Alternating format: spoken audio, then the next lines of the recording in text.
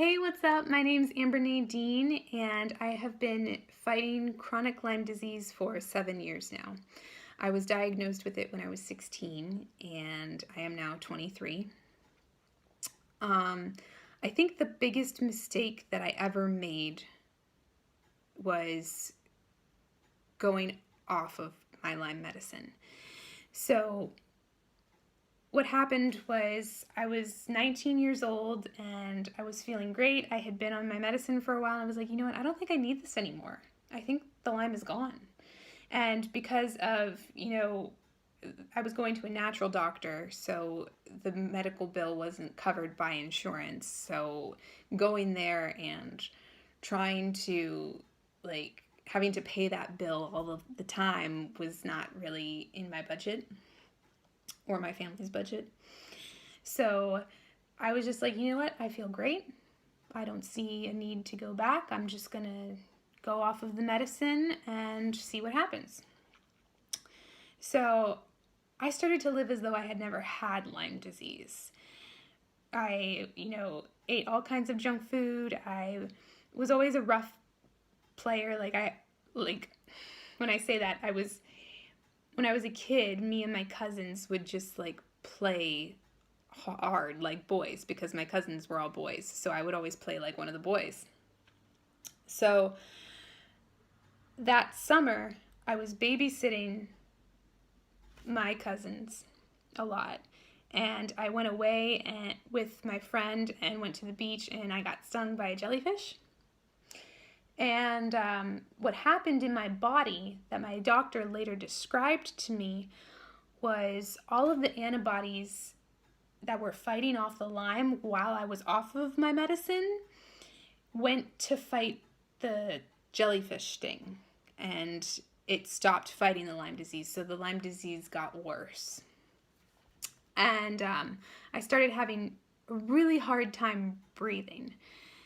I remember taking my cousins to Hershey Park. I live near Hershey, so we went to Hershey Park, and they were walking like 20 feet in front of me, and I was walking like a turtle, huffing and puffing, like, why are you guys walking so fast? How is this possible? But it was actually me that was going slow.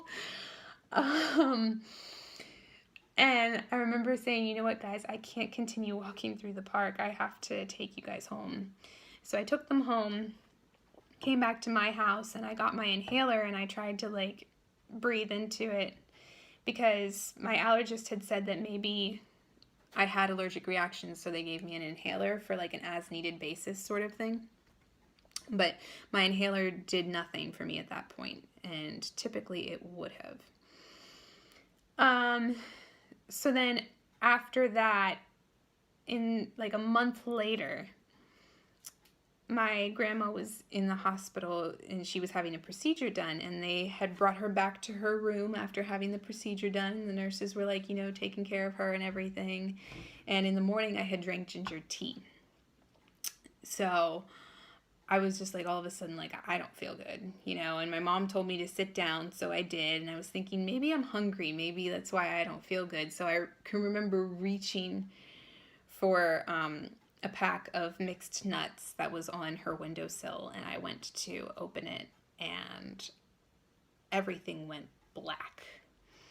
And it wasn't until after that, the next thing that I remember was waking up to my mom screaming over top of me. I was now on the floor, and apparently what had happened was after everything went black, I stood up and fell face down onto the ground and stopped breathing and started turning blue.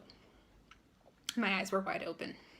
So later my doctor told me that I had developed an allergic reaction to ginger, and that was what caused me to pass out.